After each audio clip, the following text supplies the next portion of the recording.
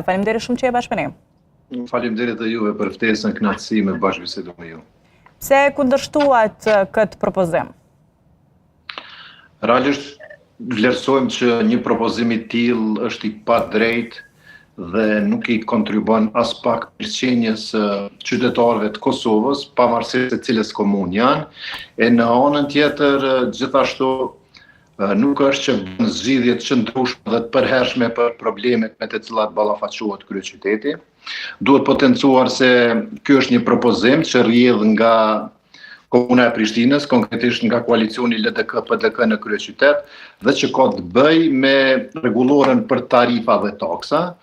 Duhet të thënë gjithashtu se aktualisht kryeqyteti ka një rregullore të tillë, mirë po tani ka ardhur për përditësim, për plotësim ndryshim, ku janë shtuar disa kategori të bizneseve të cilat pretendohet ose mendohet se duhet të taksohen.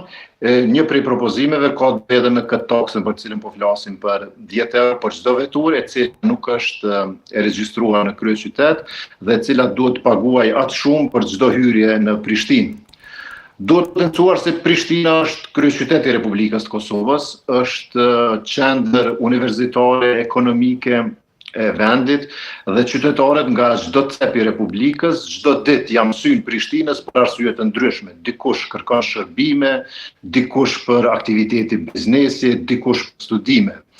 Por e gjithë kjo paraqet një barë shtesë për kryeqytetin, këtë rast duhet pajtohemi, por po ashtu është e rëndësishme ta potencojmë se me buxhetin e Republikës të Kosovës, Prishtina çdo vit e përfiton një grant veçantë në bazë të ligjit për kryeqytetin. Këtë vit, vitin 2026, shuma e këtij granti ka qenë mbi 20 milion euro, dhe pak a shumë ky grant mendohet në një farë mënyrë si kompenzim për këtë barën shtesë për të cilën folëm e që i përket Prishtinës. Dihet që në buxhet të Kosovës kontribuojnë edhe banorët ose qytetarët e qyteteve tjera të Kosovës, rrjedhimisht i bie që ata në një mënyrë kontribuojnë edhe për Prishtinën. Prandaj edhe një taksë shtesë për ta vlerësojmë se është e padrejtë. Arsye tjetër pse ne kundërshtojmë këtë propozim ka